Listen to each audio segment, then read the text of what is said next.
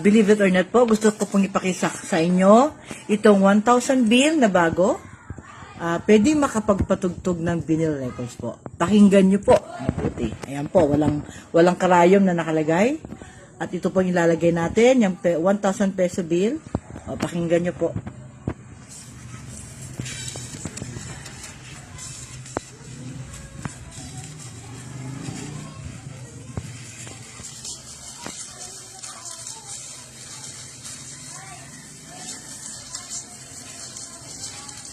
Yan, medyo mahina nga lang po yung sound, pero may naririnig po tayong music.